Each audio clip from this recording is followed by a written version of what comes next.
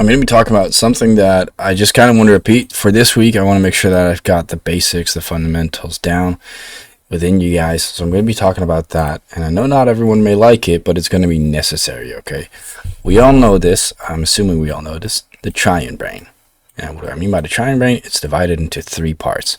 We have what is called the neocortex, we have the limbic system, and we have the lizard brain. Okay, neocortex, what is that responsible for? Rational thinking. The limbic system, what is that responsible for? Well, let's keep it simple, emotional thinking. And the lizard brain, what is that responsible for? Survival thinking, basically. That's the easiest way, like the most kindergarten way I could describe it, okay? Now, the neocortex, let me give you an example. Why is this rational thinking? Well, it's something we as humans, we are the only ones who have developed neocortex like this. Let's say there's a mouse. Let's say this is a mouse right here. And let's say there's you. And you're both hungry. You both really want to eat something. You both see cheese. But what do you know? The cheese is laying on a mouse trap. So the thing is, the mouse is going to go for it. The mouse is hungry. He's like, damn, I want that food. I need it. I'm going to go for that cheese. Not knowing that it'll get killed afterwards. The human has a neocortex and is capable of looking past the cheese and seeing, well, hey, I see that there's a mousetrap. So even though I am so hungry, I'm not going to go for that cheese because the mousetrap will trigger and it'll kill me and I'll be dead. That is rational thinking. That's why we as humans are basically more developed. That's the only thing that's what we're capable of as opposed to other animals. It's interesting because crows have a somewhat developed cortex as well. If you've ever seen, they're relatively smart. Anyways, let's go to the emotional thinking. This is what, excuse me, what the majority of animals have. And it's basically wanting to be part of a pack, wanting to be part of something, feeling guilty, feeling happy, feeling sad, feeling whatever. Okay, so let me give you an example of emotional thinking and what is a prime example of the limbic system.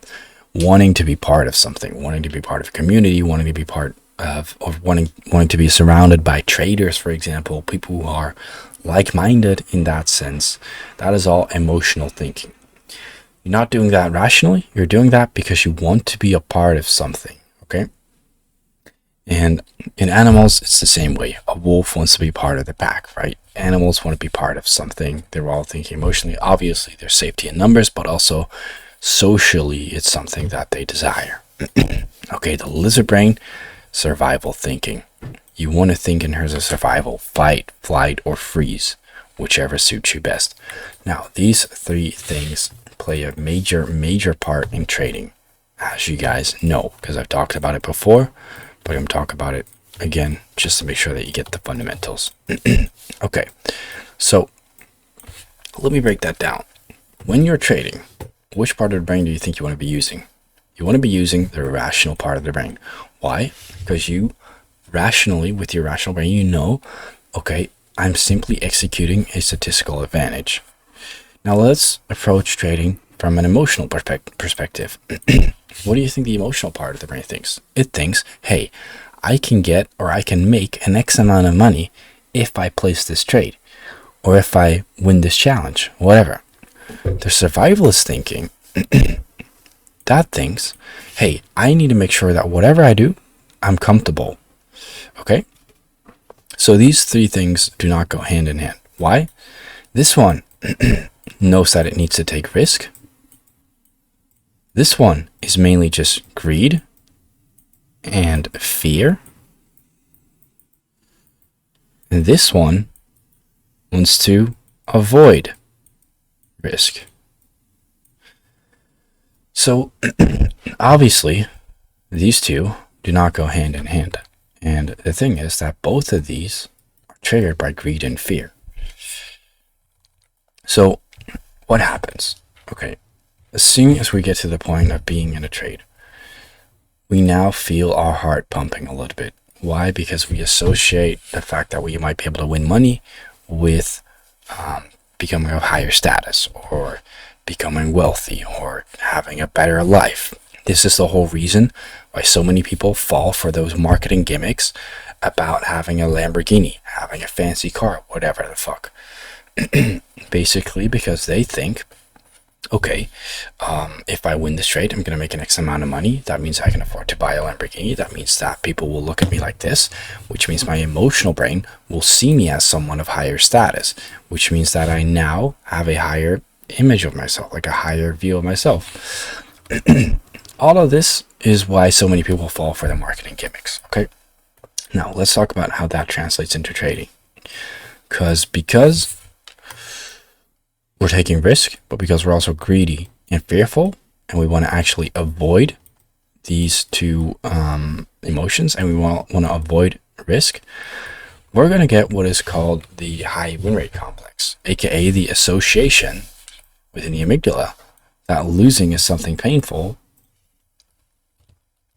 and that winning is something euphoric. This is the association that we create. And it makes sense, right? Because in society, this is how we've been basically programmed. Lose a football match, it's like, okay, too bad, unfortunately, try again.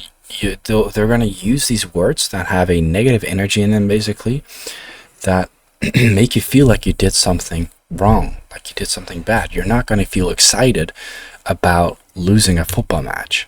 You're not going to feel euphoric about losing a football match. All of that is basically just association. And the same thing goes for winning. Now, let me give you another example. That's been ingrained into our brains by society. Snakes and spiders, scary.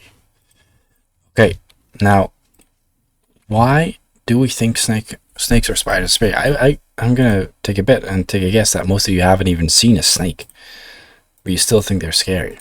Most of you haven't even seen, well, you've obviously seen a spider, but haven't seen a big spider or anything, but you still think they're scary. Why is that? Well, because in society, we continuously get the feedback loop that we have to avoid it. We see videos, we hear stories, we hear whatever the fuck, and we think that snakes and spiders are now something scary, something that we need to avoid, we need to actively avoid. However, let's say I were to lock you in a room with a spider for 30 days straight, and they would have to crawl on your hand every single day for a few hours a day. And you notice that every time that spider crawls on your hand, he doesn't do a thing. He might tickle you, but he doesn't do a thing. He's not harming you. He's not biting you. He's not harmful at all. And then you start to disassociate. Scary. You no longer think that spider or that snake is necessarily scary. Why? Because you've received feedback that tells you that it's not scary. Okay, let's translate that to trading. Once you receive feedback that tells you that winning is not euphoric and that losing is not painful, that's when you can actually, that's when you can actually start to focus, start to trade with the neocortex. Because once you disassociate these two, that's when the limbic system doesn't trigger as much. That's when the fear and greed doesn't trigger as much when you're in a trade. And once that doesn't trigger as much, you're not going to be traded by survival thinking. Right now, I'm in a position, I'm in a short trade that could make me $4,000. Okay? If it wins, it's going to make me $4,000. If it loses, it's going to lose $1.3 thousand. I do not give a shit. And it's real money. This is not proper money. This is my own money. I genuinely do not give a shit. However, I used to be scared shitless about risking 1,300 euros or dollars on an account. But now I no longer associate losing with painful and winning with euphoric. Why? Well, this all comes down to an edge. Because let's take that into a coin flip scenario. We have heads and you have tails. And let's say I know for a fact, I know 100% sure that there's no doubt in my mind that heads has a 60% chance of winning and tails has a 40% chance of winning, then I'm going to be so convinced about heads that I'm not going to feel any sort of fear or greed once I'm in that coin flip. As long as I keep putting my money on heads, because I know for a fact in the long run, I'm going to come out profitable. Okay? That's what you want to get to. Now, how do you know that, right? Because it's easy. In this case, it's a given, right? It's a fact. We know for a fact that we have a 60% chance of winning. Okay? You guys are all expecting this answer, and it's going to be fucking boring as shit. But it's the truth. Honestly. Data. And I know it's boring, and I know you guys don't like to hear it, but it's the truth. Okay? Take a look. 1,000 trades. 36% chance win rate. Okay. Now, for the next 20 trades or so, I'm so confident that I've got between a 35 and a 37% win rate, because the previous 1,000 times I had that too. So there's a really, really good chance that I'm going to win 4 or 5 trades in the next series of 20 trades. That's just a really good chance. So now that I know that, I can start to receive feedback, basically sending feedback to my amygdala, telling me like, hey, okay, I know that this is what's going on inside my limbic system, but I also know I've got so much data that I do not need to associate losing with painful or winning with euphoric, because I have an edge, and that edge plays out even with a 36% win rate. So even if I lose 6 or 7 out of 10 trades, I'm going to come out extremely profitable.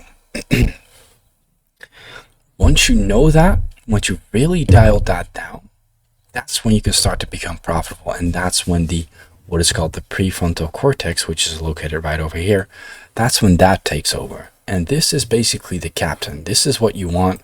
You want this guy to be basically trading all the time. But the majority of traders are trading with the limbic system. Now, let me quickly break down one more thing. Why are the majority of traders trading with that system? Well, it's because we have an association with high win rate. We want to be part of something. We want to be good at something, right? You want to be good at something in football, for example. You want to have your own style. You want to have your own tricks, whatever. You want to be special. Okay. How do we become special in this modern day and age in terms of trading? Well, what do you think about the whole SMC concept? SMC is literally just a way to make people feel special.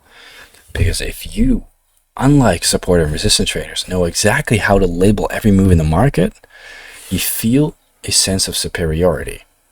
And this is what the majority of these SMC traders have. They want to gain a sense of accomplishment, a sense of superiority. Okay? That's genuinely the truth. Now the thing is, because you want to label every move in the market, you start to associate losing with bad. Because it's precision trading, right? SMC, smart money, it's precision. Meaning you're having a very high accuracy. And if you don't have a very high accuracy, then you're a shit SMC trader, is what they say. But also, even if you are a good SMC trader, and you do have a very high accuracy, let's take a look at what that means. You might have an insanely high accuracy, but if you're having a high accuracy, but that means that you're skipping out on 20 trades because you're only looking for the A+ setup that has a really high chance of winning. Yes, you might now have an 80% win rate, but you might only take 2 trades in a year. And in terms of R gain, let's say you win. That's not possible, by the way, an 80% win rate with 2 trades in a year. Let's say you take 10 trades in a year then. But that's awesome and great and all. You're having an insanely high win rate, and it looks really well on YouTube. It looks really good. But in terms of R gain, you're going to be way more profitable if you had a 55% chance win rate and you had 1,000 trades in a year. Okay. Now, the latter is a lot easier to replicate. Why? Because this one actually allows you to consistently execute. There's no need to be overly specific. There's no need to be obsessed with smart money analysis, whatever. This is just rinse and repeat in a simple matter. Okay, if you can do something 1,000 times, that means that it's fairly simple and it's easy to replicate, and that's what you want. You want something that's easy to replicate. All right, guys, I'm gonna end it here. I hope you guys enjoyed this. I hope you guys really understand this because it's so important. All right, guys, take care.